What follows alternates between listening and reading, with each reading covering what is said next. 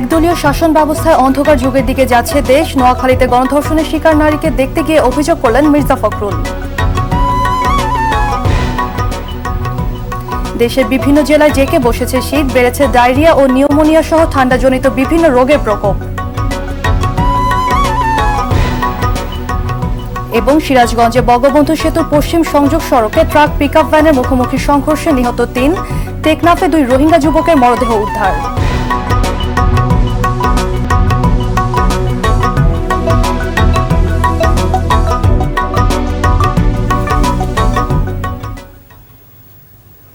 আসসালামু আলাইকুম, স্বাগত আইটিভি জেলা সংবাদে। শুনছিলেন শিরোনাম, পুরো সংবাদে আপনাদের সঙ্গে আছি আমি সাবরিনা সাবা।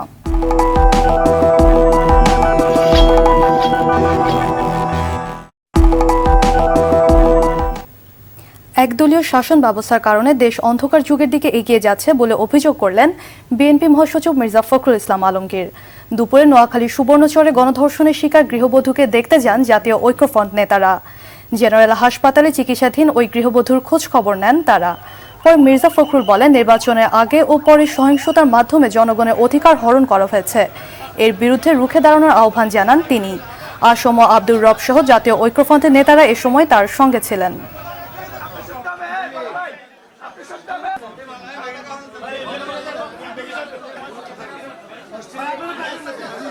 বাংলাদেশের রাজনীতিতে একটা দীর্ঘস্থায়ী ক্ষত সৃষ্টি করলো, একটা অন্ধকার যুগে প্রবেশ করলো এবং বাংলাদেশ গণতন্ত্রবিহীন হলো। একদলীয় শাসন ব্যবস্থা প্রবর্তন করবার তাদের যে নীল নকশা, সেই নীল নকশা বাস্তবায়িত করার দিকেই তারা এগিয়ে গেল। এইদিকে গণধর্ষণের শিকার গৃহবধূর চিকিৎসা ব্যয়, পরিবারের পুনর্বাসন ও আইনি সহায়তার দায়িত্ব নিয়েছেন নোয়াখালী জেলা আওয়ামী লীগের সাধারণ সম্পাদক একরামুল করিম চৌধুরী এমপি। শুক্রবার বিকেলে নোয়াখালী জেনারেল হাসপাতালে চিকিৎসাধীন ওই গৃহবধূর সঙ্গে দেখা করেন জেলা আওয়ামী লীগের একটি প্রতিনিধি দল। এই সময় একরামুল করিম চৌধুরীর পক্ষ থেকে আর্থিক সহায়তা দেওয়ার পাশাপাশি যাবতীয় দায়িত্ব নেওয়ার ঘোষণা দেওয়া হয়। গত ৩০ ডিসেম্বর রাতে গণধর্ষণের শিকার হন ওই গৃহবধূ। এই ঘটনায় জড়িত ৭ জনকে গ্রেফতার করেছে পুলিশ। বিএনপি সরকারের সময় নোয়াখালী সেনবাগের কোনো উন্নয়ন হয়নি উল্লেখ করে নোয়াখালী ২ আসনের নবনির্বাচিত সংসদ সদস্য আলহাজ মোর্শেদ আলম সেনবাগকে আধুনিক নগরী হিসেবে গড়ে তোলার আশাবাদ ব্যক্ত করেন।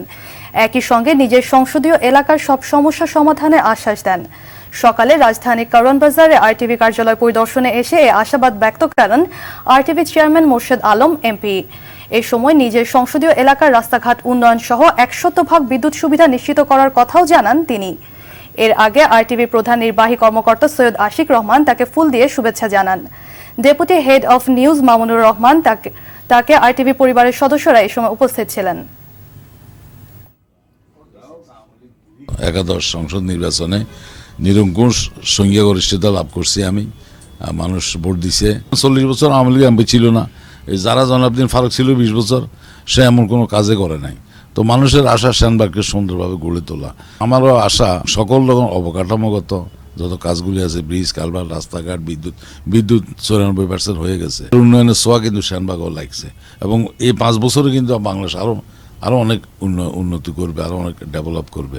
চেষ্টা করবে ইনশাল্লাহ আমার সমস্ত অভিজ্ঞতা দিয়ে এলাকার উন্নয়ন করা, আইন শৃঙ্খলা ঠিক রাখা, মাদক মুক্ত সেনবাগ গড়ে তোলা। 40% কমাইতে পারছি, তা আশা করি এবার পুরা নির্মূল করবে। আর সেনবাগের অসমাপ্ত কাজগুলি সবগুলি ইনশাল্লাহ আমি শেষ করব।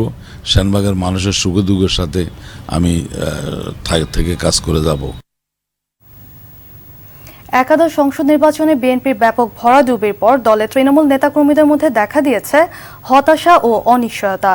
এ অবস্থায় সামনের দিনে দল পুনর্গঠন ও পরিকল্পনা ঠিক করে আন্দোলনে যাওয়ার উপর জোর দেন দলটির নেতারা। এদিকে আওয়ামী লীগের মতে সংসদে না থাকলে ভবিষ্যতে একেবারেই জনবিচ্ছিন্ন হয়ে পড়বে বিএনপি। রিপোর্ট করছেন এহতারামুল হক। একাদশ জাতীয় সংসদ নির্বাচনে জয়ের পর শপথ গ্রহণ করেন আওয়ামী লীগ সহ বিভিন্ন দল ও স্বতন্ত্র প্রার্থীরা। তবে ফলাফল প্রত্যাখ্যান করে শপথ নেননি বিএনপি নেতৃত্বাধীন জাতীয় ঐক্যফ্রন্টের ৭ সংসদ সদস্য। শপথের দিন পুনরায় নির্বাচনের দাবিতে ইসির কাছে স্মারকলিপি দেয় সরকার বিরোধী জোটটি।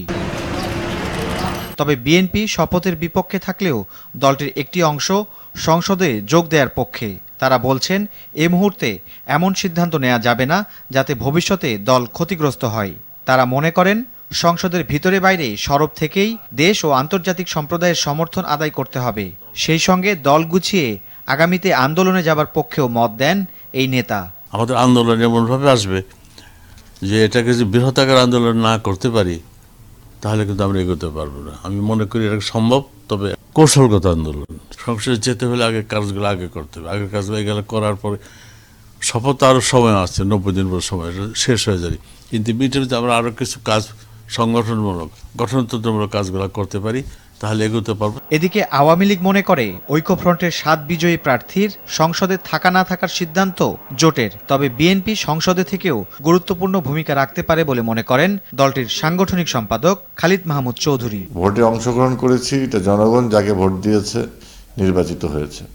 তাদের যারা নির্বাচিত হয়েছে জনরায়ের প্রতি সম্মান দেখে তাদের সংসদে যাওয়া উচিত বলে আমি মনে করি। যদি তারা না যায় তাহলে ভবিষ্যতের নির্বাচনী পলিটিক্সে তাদের পরিণাম আরও ভয়াবহ হবে।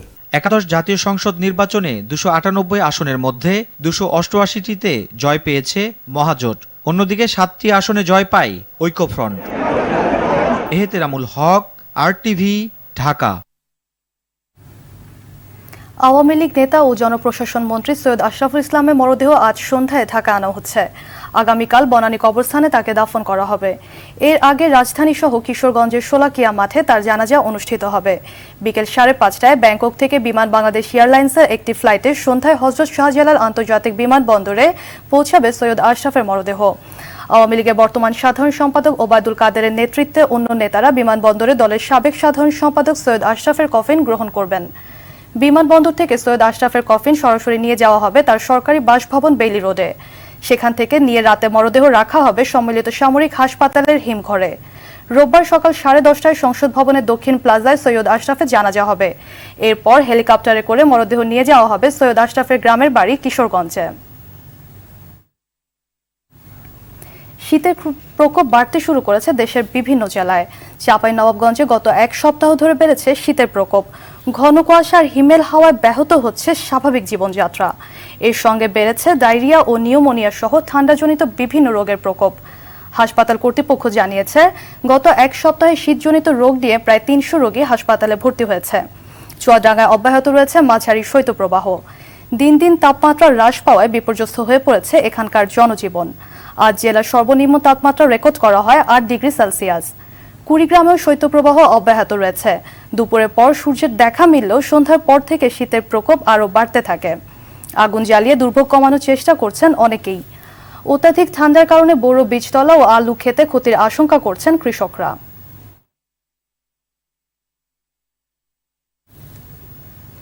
এদিকে আগামী সপ্তাহ থেকে সারা দেশে তীব্র শৈত্যপ্রবাহের আশঙ্কা করছে আবহাওয়া অধিদপ্তর। দেশের উত্তরাঞ্চলে এই শৈত্যপ্রবাহের বেশি প্রকাশ হবে বলেও জানান তারা। এই পরিস্থিতিতে শিশুদের বাড়তি যত্ন সহ বিশেষ নজর দেওয়ার কথা বলছেন বিশেষজ্ঞরা। এই সময় শিশুদের কুসুম গরম পানি খেতে দেওয়া ও ধুলোবালিতে খেলতে না দেওয়ার পরামর্শ দিচ্ছেন তারা। ফজলুল হকের ক্যামেরায় আরাফাতুর রহমানের রিপোর্ট। এবার শীত একটু দেরিতে শুরু হয়েছে। বছরের শুরুতে জানুয়ারির 2 তারিখে তেঁতুলিয়ায় তাপমাত্রা রেকর্ড করা হয়েছে 4.9 ডিগ্রি সেলসিয়াস। কুয়াশা কম থাকায় শীতের পাশাপাশি সূর্যের দেখা মেলায় শীতের অনুভূতি তেমন পাওয়া যাচ্ছে না। কিন্তু আবহাওয়া অধিদপ্তর বলছে আগামী 10 জানুয়ারির পর আরেকটি শৈত্যপ্রবাহ আসতে পারে। তখন ঘন কুয়াশার সম্ভাবনা রয়েছে। সে কারণে সারা দেশে তীব্র শীতের অনুভূতি হবে বলে জানায় আবহাওয়া অধিদপ্তর। 10 তারিখের পরে থেকে তার একটা তীব্র শৈত্যপ্রবাহ বয়ে যেতে পারে এবং এই শীতের তীব্রতাটা নির্ভর করবে আপনার যে সূর্যের আলোটা কখন আসছে এবং কতটুকু স্থায়ী হচ্ছে। সারা দেশে কোনো না কোনো জায়গায় শৈত্যপ্রবাহ কিন্তু আছে, তবে এটা যখন আপনার এই স্পেলটা যখন পুরোপুরি উঠে যাবে তারপরে যখন শুরু হবে তখন এটা বোঝা যাবে যে এটা কি, তার তীব্রতাটা কিরকম হবে, কতদিন স্থায়ী হবে। এদিকে এই শীতের কারণে সবচেয়ে বেশি বিপাকে পড়বে শিশুরা। সাধারণভাবে শিশু হাসপাতালে গড়ে 250 থেকে 300 রোগী ভর্তি হলেও এখন সেখানে প্রতিদিন 550-রও বেশি শিশু রোগী যাচ্ছে বলে জানায় হাসপাতালের চিকিৎসকরা। তাই শীতে শিশুদের ব্যাপারে বাড়তি নজর দেওয়ার কথা বললেন তারা। মা বাবাকে সবসময় উপদেশ দিই যে বাসা থেকে যখন বাসায় আপনি বাচ্চার পরিচর্যা করবেন তখন সকাল থেকে রাত পর্যন্ত আপনি হালকা কুসুম গরম পানিটা ব্যবহার করবেন বাচ্চাদের জন্য, এবং উষ্ণ আরামদায়ক গরম কাপড় ব্যবহার করা উচিত। আবার বাচ্চা যাতে সবসময় না ঘামে সেদিকেও খেয়াল রাখতে হবে, এবং প্রচুর পরিমাণে রঙিন শাকসবজি এবং ফলমূল আমরা খাওয়াতে বলি, যেটা শিশুর রোগ প্রতিরোধ ক্ষমতা গড়ে তোলে।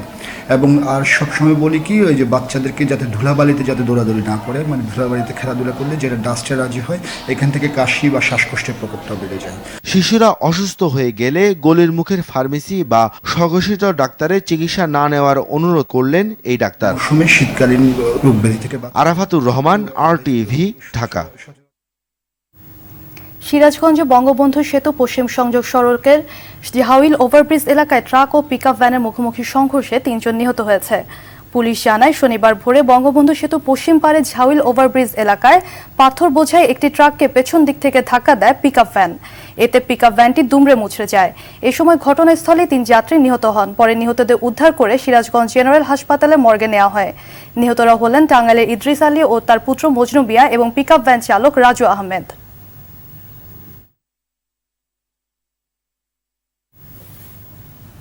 3 জেলায় আলাদা ঘটনায় 4 জনের মরদেহ উদ্ধার হয়েছে। সকালে কক্সবাজারের টেকনাফ উপজেলার মেরিন ড্রাইভ সড়কের পাশের বালুচর থেকে 2 রোহিঙ্গার মরদেহ উদ্ধার করে পুলিশ। এরা হলেন রোহিঙ্গা ক্যাম্পের খায়রুল আমিন ও আব্দুল্লাহ। পুলিশের দাবি নিহত 2 জন মাদক ব্যবসায়ী।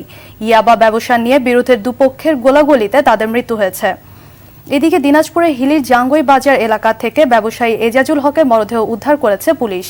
নড়াইলের লোহাগড়া উপজেলার সারুল বাগডাঙ্গা গ্রামে গৃহবধূ হাজের বেগমকে কুপিয়ে হত্যা করেছে দুর্বৃত্তরা। বাড়ির পাশে পুকুর পাড় থেকে তার মরদেহ উদ্ধার করা হয়।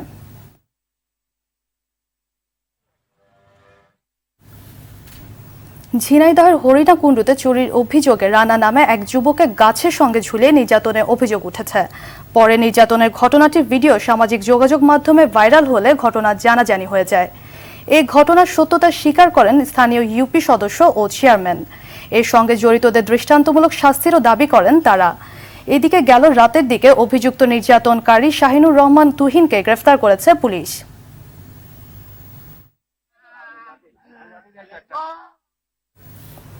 ষোলো বছর বন্ধ থাকা মৌলভীবাজারের কুলাউড়া শাহবাজপুর রেলপথ নির্মাণের কাজ আবারও শুরু হয়েছে। রেলপথটি সচল হলে ভারতের সঙ্গে আমদানি রপ্তানির পাশাপাশি ব্যবসায়িক সম্পর্ক আরও জোরদার হবে এবং যাতায়াতের নতুন দ্বার উন্মোচিত হবে বলে মনে করেন এলাকাবাসী। চৌধুরী ভাস্কম হোমের সহায়তায় রিপোর্ট করছেন সুরাইয়া মুন্নি। 1885 সালে আসাম বেঙ্গল রেল লাইন স্থাপন করা হয়। 1947 সালে দেশ বিভাগের পর এই ট্রেন লাইনে কুলাউড়া রেলওয়ে জংশন হয়ে দেশের বিভিন্ন অঞ্চলে ট্রেন চলাচল করত। কয়েকবার দুর্ঘটনার পর 2002 সালের 7 জুলাই শাহবাজপুর কুলাউড়া রেল লাইনে ট্রেন চলাচল বন্ধ ঘোষণা করা হয়। এই রেল লাইনের 47 কিলোমিটার জুড়ি, দক্ষিণ ভাগ, কাঁঠালতলী, বড়লেখা, মুড়াউল ও শাহবাজপুর স্টেশন রয়েছে। রেলপথের কাজ আবার শুরু হওয়ায় আনন্দিত এলাকাবাসী। সবাই নতুন স্বপ্ন দেখছে আগামী দিনের এটা সফল রেল লাইন হবে। আমরা কুলাউড়া, বড়লেখা, এলাকার মানুষ আমরা সব আনন্দিত।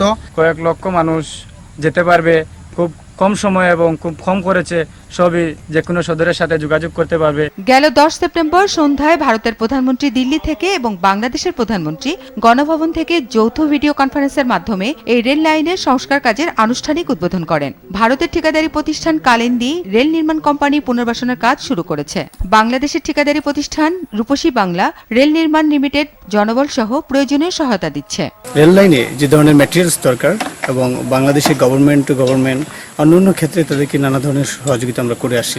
New railway station buildings, new platforms and new bridges, 17 major bridges are there which we are making in this section. 678 কোটি টাকার প্রকল্পের ভারতের এক্সিম ব্যাংক অর্থায়ন করবে 550 কোটি টাকা। নির্মাণ কাজ শেষ হবে 2 বছরের মধ্যে। সুরাইয়া মুন্নি, RTV। জেলা সংবাদ শেষ করার আগে শিরোনামগুলো জানিয়ে দিচ্ছি আরও একবার।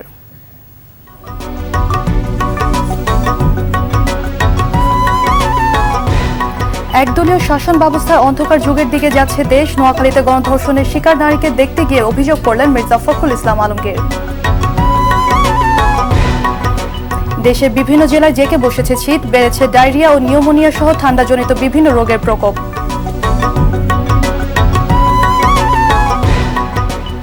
এবং সিরাজগঞ্জে বঙ্গবন্ধু সেতুর পশ্চিম সংযোগ সড়কে ট্রাক পিকআপ ভ্যানের মুখোমুখি সংঘর্ষে নিহত ৩।